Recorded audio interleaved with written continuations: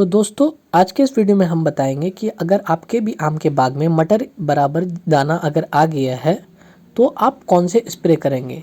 मैं तो तीसरा स्प्रे कर रहा हूँ। अगर आप पहला दूसरा ही किए हैं या पहला ही किए हैं तो इस स्टेज में आप कौन सा स्प्रे करेंगे। तो पहले समझ लेते हैं कि इस स्टेज में कौन कौन से प्रकार के बीमारी आती है। तो सबसे नंबर 1 पे जो बीमारी आता है एंट्राक्नोज। दूसरा जो बीमारी आता है वो होता है सूटी मोल्ड। तीसरा जो है जो सबसे ज़्यादा और अहम है वो है फ्रूट ड्रॉपिंग का।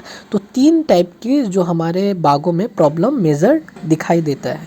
अब पहचान कैसे करें कि एंट्राक्नोज है, सूटी मोल्ड है या फ्रूट ड्रॉपिंग है। तो दोस्तों एंट्राक्नोज का पहचान है ये जो छोटा सा फ्रूट रहता है उसमें काले काले धब्बा या आपको पूरा काला होकर सूख के गिरने की समस्या देखने को मिलेगा, तो इसको एंट्राक्नोज बोलते हैं। और दूसरी समस्या है आपका सूटी मोल्ड जिसको मधुआ रोग भी बोलते हैं।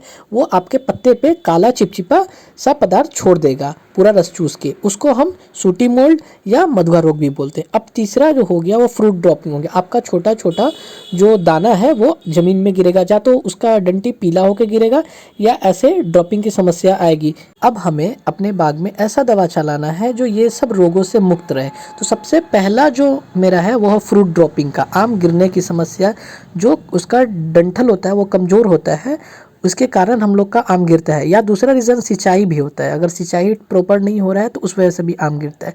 अब डंठल मजबूत करने के लिए हमें जो दवा चलाना होगा NAA यानी नैप्थेलिक एसिटिक एसिड, जो हमें बायर कंपनी के प्लानोफिक्स नाम से जो आता है उसमें देखने को मिलता है।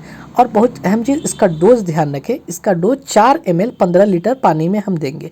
अब दूसरा चीज़ हो गया अब फंगस एंट्राक्नोज जैसे या रूट रॉट जैसे, फ्रूट रॉट जैसे और बहुत टाइप के फंगस से अब हम कैसे निजात पाए। तो उसके लिए हम जो यूज़ करेंगे कार्बेंडाजिम मैनकोजेब, जो साफ नाम से आ जाता है UPL का, और दूसरा धानुका का सिक्सर नाम से आ जाता है। आप किसी भी कंपनी का सेम कंपोजिशन का ले सकते हैं। अब जो लास्ट आ गया वो है मधुआ रोग। मधुआ रोग के लिए सबसे अगर नंबर 1 दवा है तो इमिडाक्लोप्रिड है।